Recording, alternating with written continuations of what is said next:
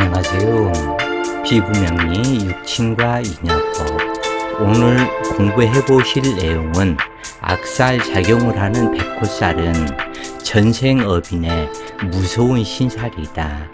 사주에는 신살이 약 100개 이상이 되는데 이러한 신살 중에서 백호살과 원진 귀무살이 신살의 왕을 차지하고 있다. 이렇게 보시면 되겠는데, 그러면은 백호살이 충살보다 무서울 것인가? 무섭다 그래요. 그래서 충살보다 더 무서운 것이 백호살, 원진살이 되는데, 충살에 의해서 원진살, 백호살이 발동을 하는 것이다. 그래서 오늘은 그런 사주를 통해서 백호살이 어떻게 작용을 하고 나타나는 것인지 그것을 한번 살펴보시자고요. 피부명리 책을 소개합니다. 피부명리 중급편, 피부명리 고급편 상권 하권, 피부명리 일주론 비결, 피부명리 청간론 비결, 피부명리 자연의 실상 신사주명리 책이 출간되었습니다. 인터넷 검색창에 책 제목을 입력하시면 구입할 수 있을 것인데, 이러한 모든 책의 내용들은 유튜브에 약 1000여 편의 명리 동영상으로 준비되어 있으니 책과 함께 공부하신다면 체계적으로 공부하실 수 있을 것입니다. 다만 유튜브에 올려져 있는 내용과 책의 내용은 약간은 다를 수도 있는데 책으로 출간되기 전 편집과 교정을 봐서 책이 출간되기 때문에 틀리는 것이다 그래요. 갑진년 개유월 정축백호가 신의 시에 태어난 여명사주인데 이 사주를 한마디로 얘기를 하면 양실 음어사주이다. 사주에서 이렇게 보면은 모든 지지의 기운이 음기로 모여있다. 그러면서도 월주 공망이기 때문에 개유가 공망이다. 그런데 문제는 뭐냐면 유진 합금으로, 그래서 이 진토가 금기의 세력에 가담했고 축토가 유금의 세력을 가담해서 모두 다 금기로 모이기 때문에 정화일간에서 편제격 제다 신약이고 정축백호 일주로서 일지에서 신금과 개수가 투출이 되어서 악살 작용을 하는, 더더군다나 이 개수는 공망지에서 나온 개수이다. 이 어떤 사람은 공망지가 되면 흉살 작용을 하지 않기 때문에 더 좋지 않냐고 말하는 사람이 있는데, 그러나 필자가 봤을 적에는 공망이 되었기 때문에 공망된 것을 충족시켜야 하는 임무가 있기 때문에 신살작용이 더욱더 강렬하게 나타나는 것이 공망지이다. 그렇기 때문에 정축백호에서 투출된 이 신금과 개수가 악살작용이 더욱더 하게 될 거. 그래서 백호살 작용이 더욱더 강하게 나타나게 될 거. 그래서 아버지 비명행사, 시어머니 비명행사, 계수 남편도 비명행사 할 것이 사주에 정해져 있다. 그리고 이 축도와 진토는 자식이 되는데 투출되지 않았지만 공망지에 합되어 들어가기 때문에 무자식 사주에 해당이 되는 이러한 사주이다. 이 사주에서 그래도 기특하고 다행인 것은 밤중에 등대불을 할 수 있는 해시에 태어나서 해중 간목이 있기 때문에 그래서 참다운 야괴에 해당되어서 이 야괴에 덕이 있다. 유진 합에 의해서 간목의 통근처 작용을 하지 않는 진토이기 때문에 이 간목은 통근처가 없을 뻔했는데 이 해수에서 통근하는 간목이다. 그렇지만 이 계수가 중간에 격절지신으로 가로막고 있기 때문에 이 어머니의 젖꼭지가 그림의 떡이다. 그래서 이 사주는 악살 작용을 하는 백호살은 전생 업인의 무서운 신살이다 라고 한마디로 얘기를 하겠는데, 내 일지 축토에서 신금과 계수가 백호살에서 투출이 되어서 더더군다나 계유월주의 공망지에서 투출이 되어서 공망살이 발동하도록 되어 있는 사주이기 때문에 무서운 신살 작용을 하는 것이다. 연지진토는 부성인묘이고 일지축토는 금기묘신이다. 정축일주는 백호살로 또한 더불어서 과숙살이다. 이것은 누차 얘기했지만 인묘진년에 태어난 사주가 사화가 있거나 아니면 인목의 정글자인 축토가 있거나 그러면은 이 당주는 축토가 전글자이기 때문에 과숙살, 외로운 과부가 되어서 살아간다. 외로울 수밖에 없는 덕수공방살이다. 그래서 일지가 과숙살이요, 일지는 탕화살이다. 이 탕화살은 외로움을 극복해야 하는 외로운 신살이다. 그러니까 이리 보고 저리 보고 그래도 무속인 팔자로 외로운 과부 팔자이다. 이 사주에서 참 더러운 것은 뭐냐면 언제든지 해자축 방을 이룰 수가 있으며 신자진숙을 이룰 수 있는 사주에 사유축 금방을 이루고 신유술 금국을 이룰 수 있는 사주이기 때문에 금수로 언제든 세력이 직결하는 사주이다. 그래서 참으로 지저분하고 더럽고 신약하고 험악한 인생이 되는 이러한 사주이다. 그래서 6월에 신금이 투출함으로 말은 편인격이지만 죄다 신약으로 득비리지하는 비겁의 형제가 없으므로 형제의 덕은 깡통이다. 그래서 이 형제를 낳아주지 못하는 어머니는 산 너머에 있기 때문에 어머니의 덕도 깡통이다. 형제의 덕도 깡통이다. 공녀의 덕도 없다. 이렇게 되는 것이 있는데 간목 정인이 있다고 하지만은 여기 연주의 계수가 격하고 있어서 그림 속의 떡과 같은 정인으로 도움이 미약할 뿐이다. 그런가 하면 연지 진토는 유진 합을 하고 간목의 통근처가 아닌 계수의 통근처가 되는데, 계수는 일간에 근접함으로 귀살 작용을 하는 계수로 북풍 환설의 정화 불을 끄려는 계수인데, 계수는 해수, 유금, 진토, 축토, 그래서 사지에 통근하는 계수로 무지무지한 사주 전체의 힘을 가졌는데, 다행인 것은 계수가 간목을 만났기 때문에 탐생 만극으로 이 정화를 극하는 것을 잊어먹은 사주에 해당이 된다.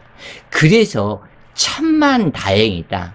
이 사주는 고학격이다. 부모는 있으면서도 의지할 곳 없는 일간으로 일지 축토에서 신금 아버지와 계수 남편이 추출되어 흉신 악살이 되므로 전생 업장살인 것이다.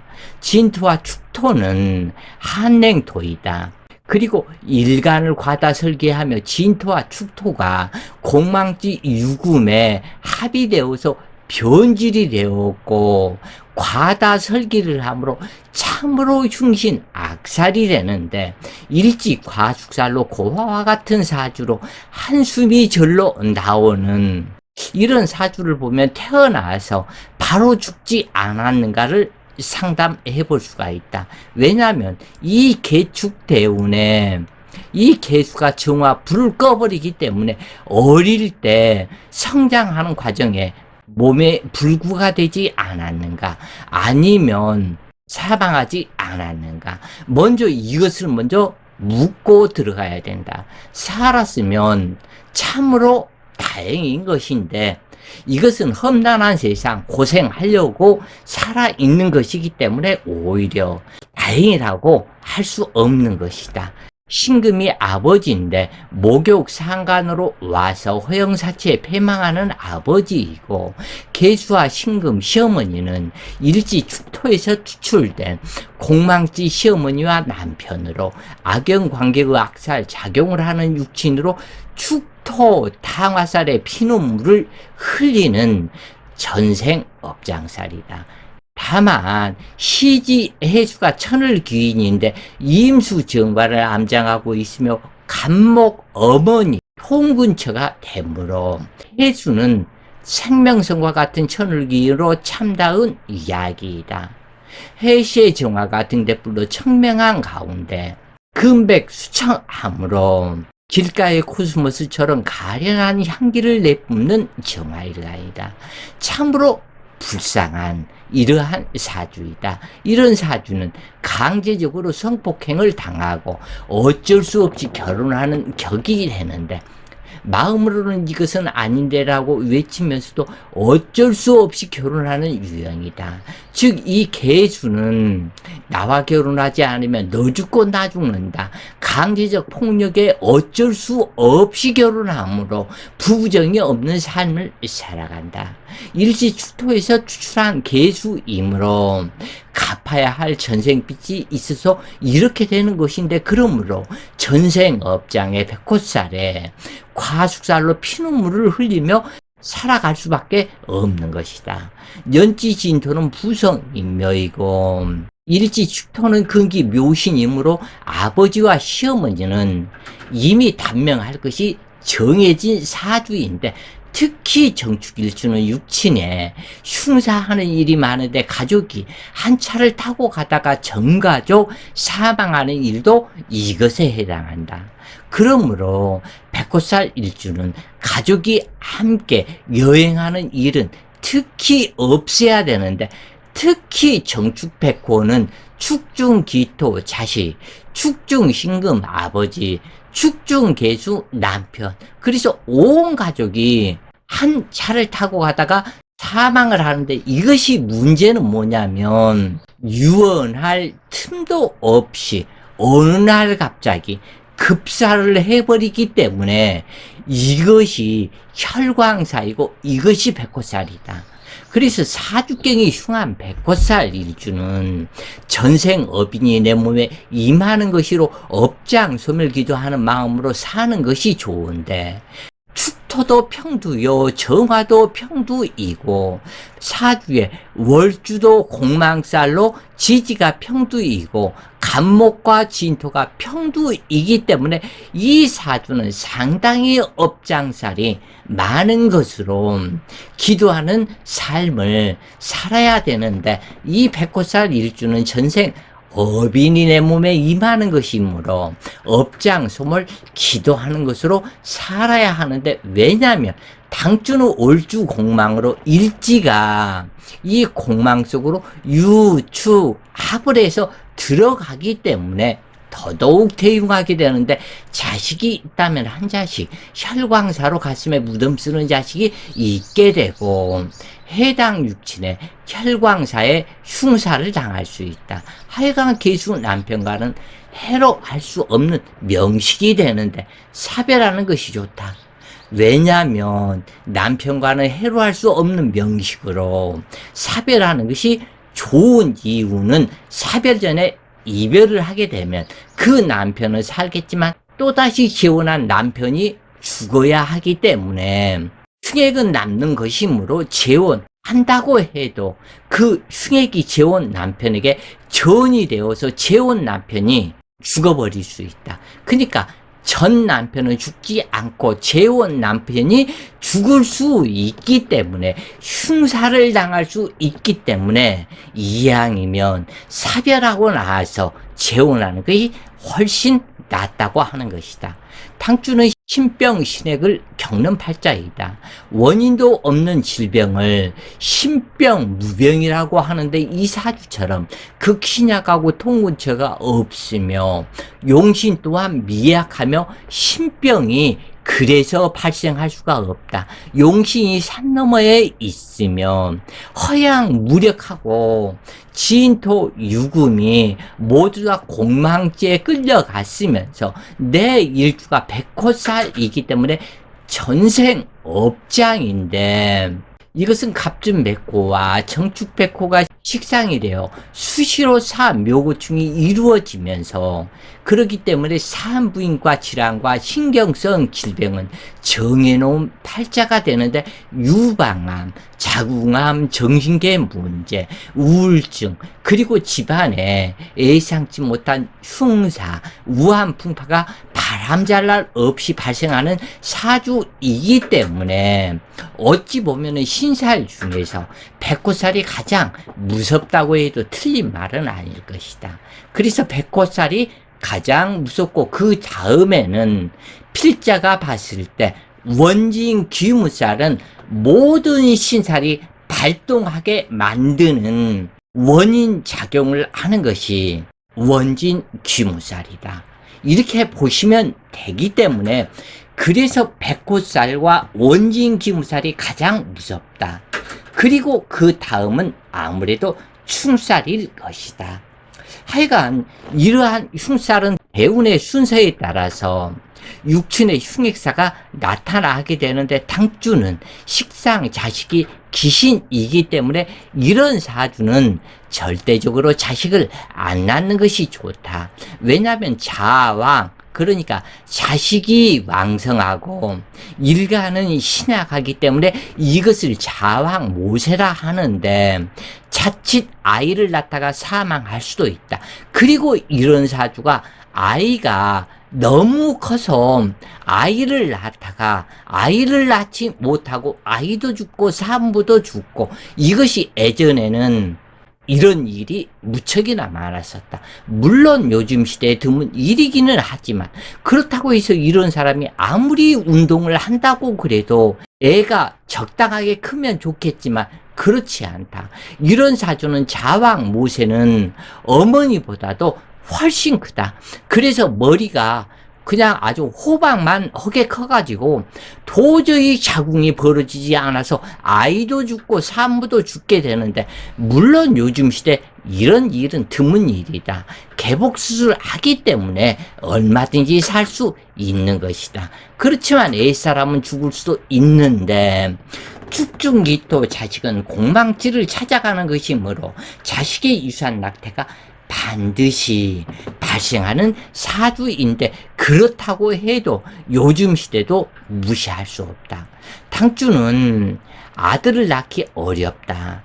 그런데 묘하게도 이런 사주가 아들을 낳는 일도 있다. 그 이유는 자식이 태어나고 나서 그 자식이 이 어미의 흉액을 가중케 할 인물을 가지고 태어나기 때문에, 그래서 아들이 태어나기도 하는 것인데, 이 사람은 무자식이 될 수도 있다. 그래서 이 무자식이기 때문에 자식을 입양을 하게 되면 양의 탈을 쓴 자식이 입양을 하게 되고, 그 자식이 성장하면서 이 어미의 속을 뒤집어 놔야 되기 때문에 사건 사고를 수시로 저지르는 자식이 되기 때문에, 이 사람은 자식을 안 낳는 것이 좋다.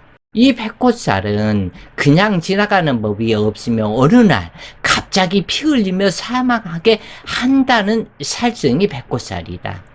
이 사주는 백호살 일주이다. 탕화살과 과숙살로 정신계에 치명적인 일이 잠재되어 있는 사주인데, 이 사주는 수국과 수방, 그리고 금국과 금방이 언제든지 이루어질 수 있는 사주로서 우한 풍파를 당하고 살도록 되어 있는데, 이 사람이 불구로 태어났다면 이러한 무서운 신살이 절반 이하로 자기 자신이 불구로 태어나서 모든 것을 갚는 것이다.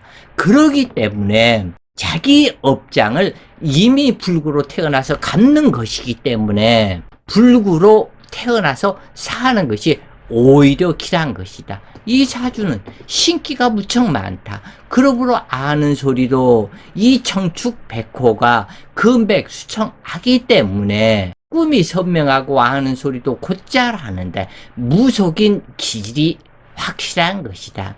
당주는 23세 병인년 조혼했고 그 다음에 24세 정묘년 아버지와 시어머니가 사망했다. 또한 자식 둘이 유산되고 난 후에 아무리 약을 먹어도 이것은 부부 관계를 가지고 거꾸로 물구나무를 서고 있어도 임신이 안 되어서 무자식으로 살다가 경호대우는 그래도 평안한 삶을 살았는데 38세 기사대운 신사년 택시 운전을 하는 남편이 교통사고로 사망했다.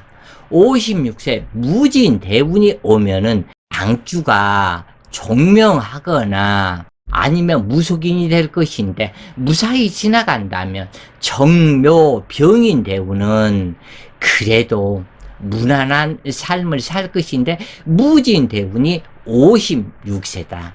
그래서 무진 대운이 지나면 무사하겠지만 필자가 볼 때는 무사하지는 못할 것이다. 어차피 인생은 일장춘몽 꿈속일 뿐이다.